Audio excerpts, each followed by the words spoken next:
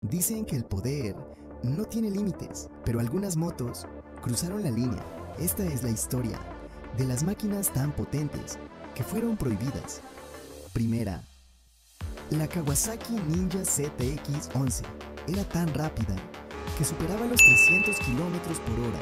Después de eso, las marcas firmaron un acuerdo para limitar la velocidad.